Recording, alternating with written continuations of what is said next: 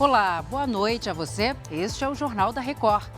70% das casas do Brasil já têm acesso à rede de esgoto. Presidente Lula está em Belém para o anúncio oficial da capital paraense como sede da COP30. O Jornal da Record já está no ar. Oferecimento: Bradesco. Renegocie suas dívidas com condições especiais.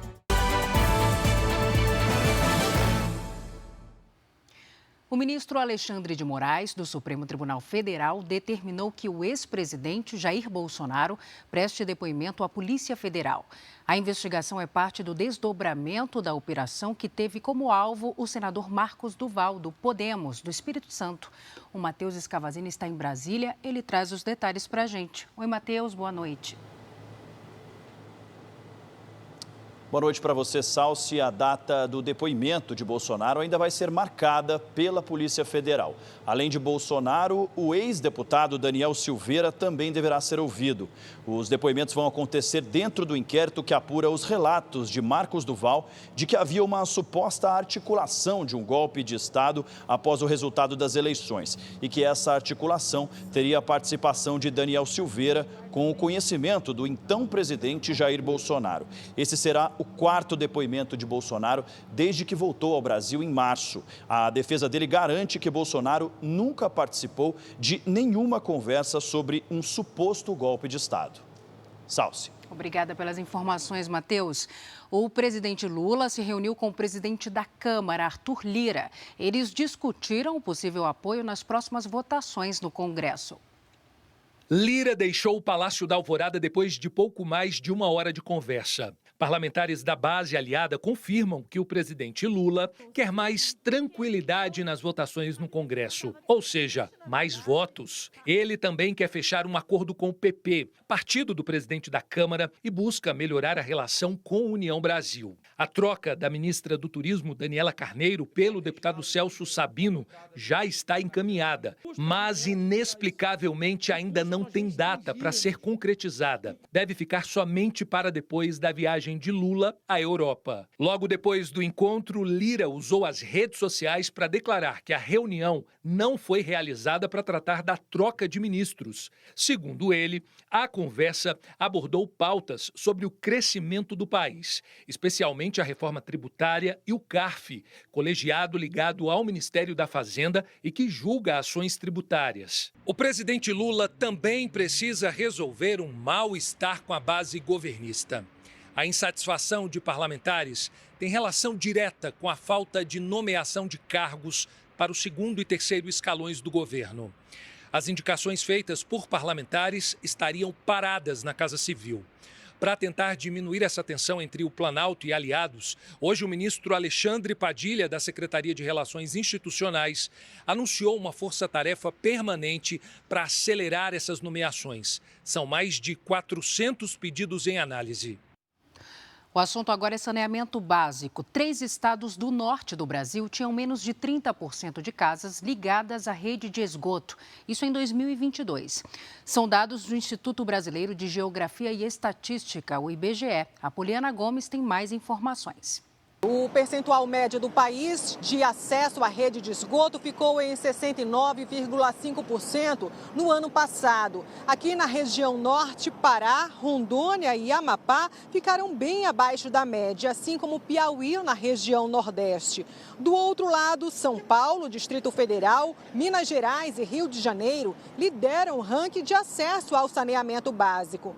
Vale lembrar que mesmo com os números tão baixos aqui no Pará, a capital, Belém, vai sediar a 30ª Conferência do Clima da ONU em 2025. O presidente Lula está na capital paraense para o anúncio oficial do evento neste sábado. A Agência Nacional de Saúde Suplementar suspendeu temporariamente a venda de 31 planos de saúde de 9 operadoras, devido às reclamações registradas nos 3 primeiros meses do ano. Segundo a Agência Nacional de Saúde Suplementar, a medida beneficia mais de 400 mil clientes que ficam protegidos, já que o serviço vai precisar apresentar melhoras. A listagem de planos é reavaliada a cada 3 meses e pode ser conferida no site da ANS. 4 pessoas morreram e 9 estão desaparecidas depois da passagem de um ciclone extratropical pelo Rio Grande do Sul. O fenômeno também provocou temporais e alagamentos. Ruas inundadas e destruição. Este é o cenário em diversas cidades gaúchas. No extremo sul de Porto Alegre, um grupo de indígenas precisou ser resgatado de bote porque a aldeia onde estavam ficou completamente alagada. Em Sapiranga, na região metropolitana da capital gaúcha, pacientes de uma unidade de pronto atendimento foram resgatados da mesma forma. Destinou as pessoas até suas casas e os demais que estavam acamados ou até meio adoentados foram transferidos para o hospital da cidade. Maquiné, no litoral norte, foi uma das cidades mais atingidas. Uma das mortes foi registrada no município. O prefeito chegou a fazer um apelo para que as pessoas deixassem as casas. Temos que manter o alerta, isso que sirvam para as próximas. Quando tiver um alerta, saiam, não fiquem dentro de casa, porque o bem material, tu vai adquirir novamente. E se não adquirir, tu está vivo. A situação é ainda mais preocupante na área rural do município. Essas regiões estão isoladas. É que as pontes que davam acesso foram danificadas pela enxurrada. A expectativa é de que um helicóptero do governo do estado possa fazer o resgate dessas pessoas. Mas as condições do tempo não estão favoráveis. Não tem teto de voo.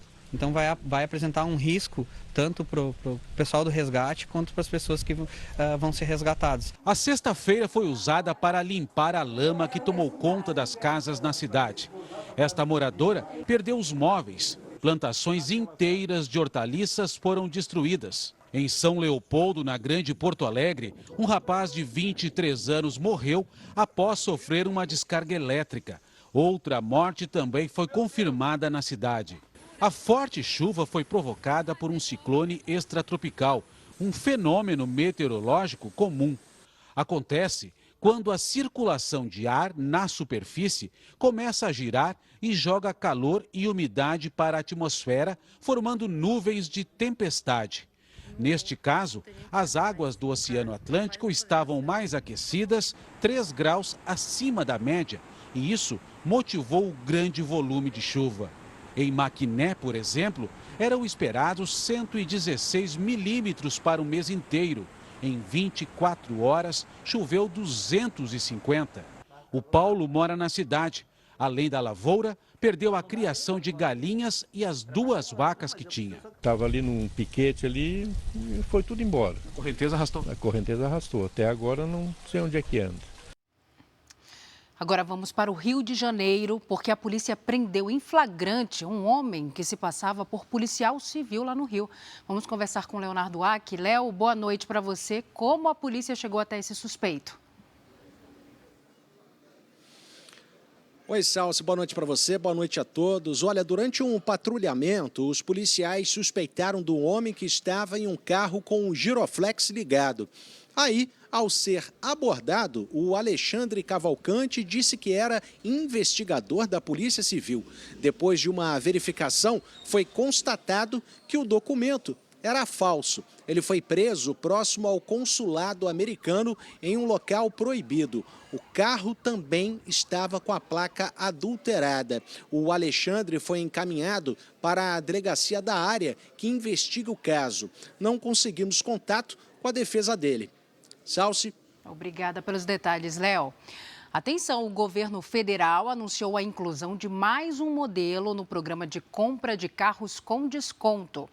Agora são 32 modelos de carros e 266 versões com descontos que variam de R$ 2 a R$ 8 mil.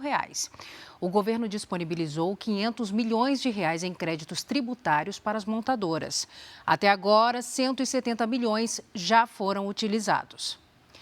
E os preços médios da gasolina e do etanol voltaram a cair nos postos de combustíveis do país. A gente vai conversar agora ao vivo com a Virgínia Nalon. Virgínia, boa noite para você. De quanto foi essa queda? Em média, 10 centavos, viu, Salso? Boa noite para você também. Aqui nesse posto de combustíveis em Belo Horizonte, até ontem, a gasolina custava R$ 5,15. Hoje, está R$ 5,05. A queda aconteceu depois que a Petrobras anunciou a redução do preço dos combustíveis nas distribuidoras. Segundo a Agência Nacional do Petróleo, Gás Natural e Biocombustíveis, o preço do litro da gasolina, em média, passou de R$ 5,42 para R$ 5,40, uma queda de 0,37%. O etanol também pode ser encontrado a R$ 3,77. Já o diesel caiu pela 19ª semana seguida e, em média, passou a custar R$ 5,02. Uma boa economia, Salsi. Isso no final faz muita diferença. Obrigada, Virgínia. Exclusivo. O Jornal da Record flagrou o funcionamento de bingos clandestinos na Grande São Paulo e na capital.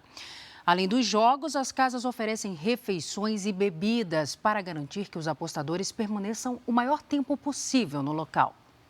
Um espaço grande, de movimento intenso, de apostas ilegais. As imagens foram feitas em 2 bingos clandestinos em pleno funcionamento na capital e em Osasco, na Grande São Paulo. Os estabelecimentos têm máquinas modernas para agilizar o jogo e oferecem prêmios de até R$30 mil. Os flagrantes foram feitos depois de denúncias recebidas pelo Jornal da Record. Um dos bingos clandestinos funciona aqui no tradicional bairro da Lapa, na zona oeste de São Paulo. Quem passa por essa rua dificilmente imagina, mas as apostas acontecem num salão bem ali. O bingo, como atividade econômica, é uma atividade ilegal. Todas as atividades de jogos de azar no Brasil são ilegais, exceto apostas esportivas. Essa apostadora, que não quer se identificar, diz como funcionam as casas ilegais. As pessoas que frequentam bingo hoje, ela tem que ter um cadastro, ela tem que ser uma pessoa que eles conhecem. Se for um estranho, não entra. E não tem fachada, você jamais sabe que ali é um bingo. Não se identifica nada. Para fazer com que as pessoas permaneçam mais tempo no local, os bingos também oferecem bebida e comida aos apostadores.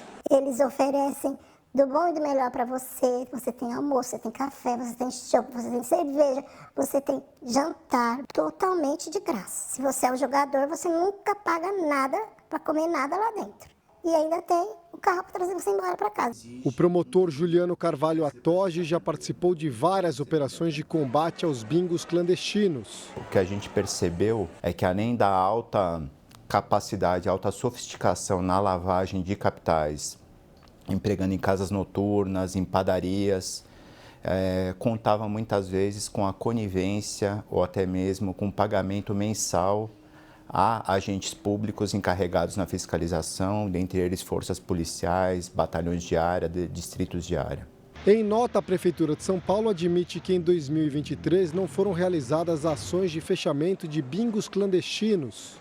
A mulher, que frequenta os bingos há mais de 20 anos, diz que tem sorte por não ter se endividado. Tive colegas, amigas, assim, de perder muito carro, ficar devendo muito empréstimo.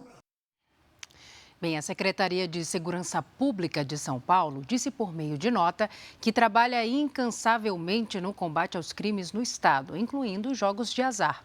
E que só este ano a Delegacia da Lapa, bairro onde funciona um dos bingos mostrados aí na reportagem, apreendeu 17 máquinas caça-níqueis em diferentes locais.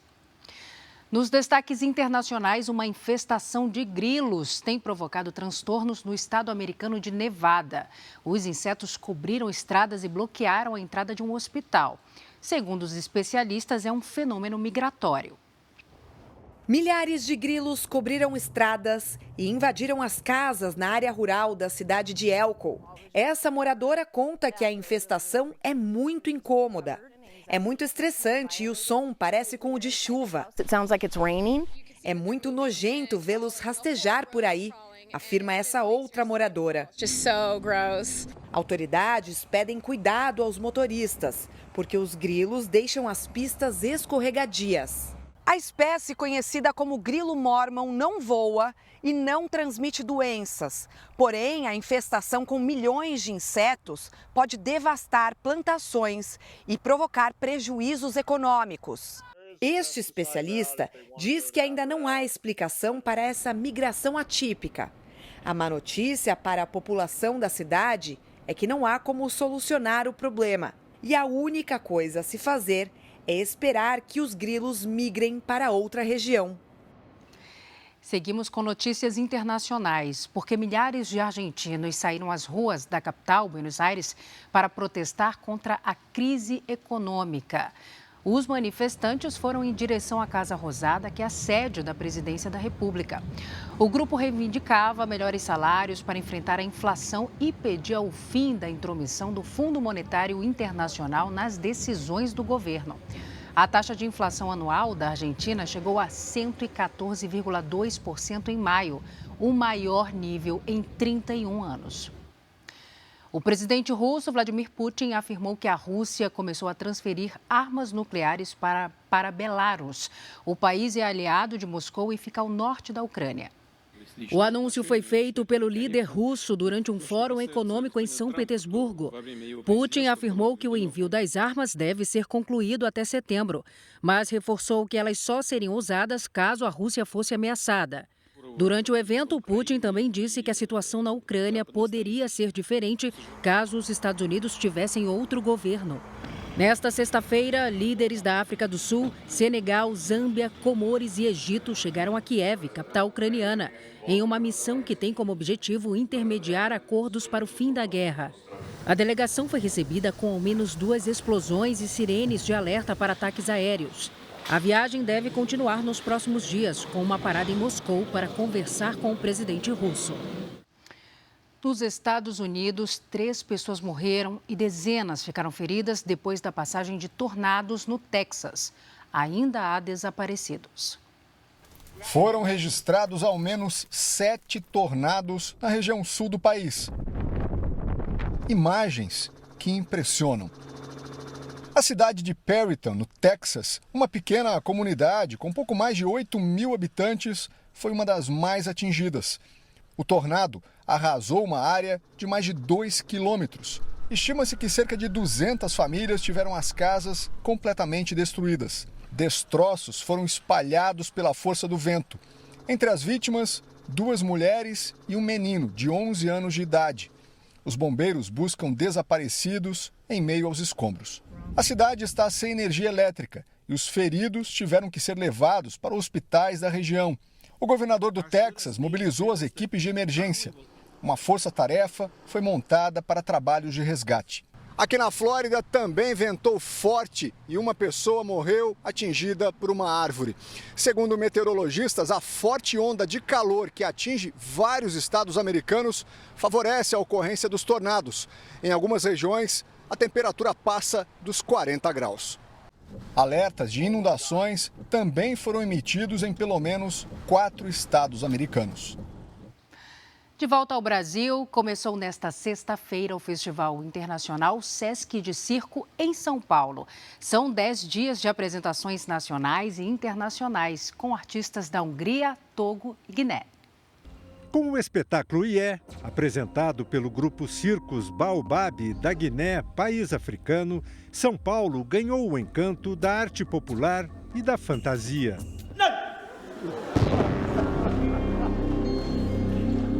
Durante 1 hora de acrobacias e coreografias a partir de pirâmides humanas, os artistas passaram a mensagem de que a água e a energia elétrica são bens que precisam ser compartilhados.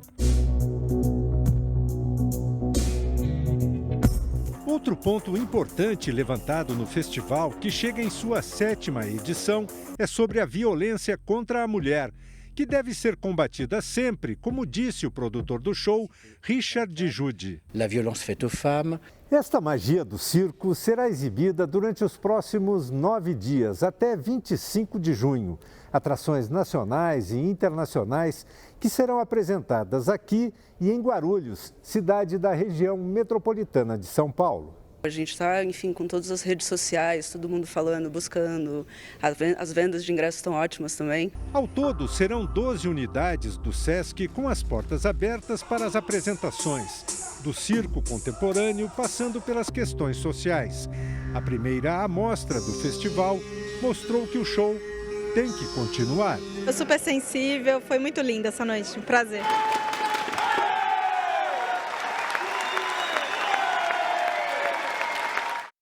Fica a dica de programação. Agora o futebol, o Atlético Mineiro tem novo técnico. É o pentacampeão mundial Luiz Felipe Scolari, de 74 anos.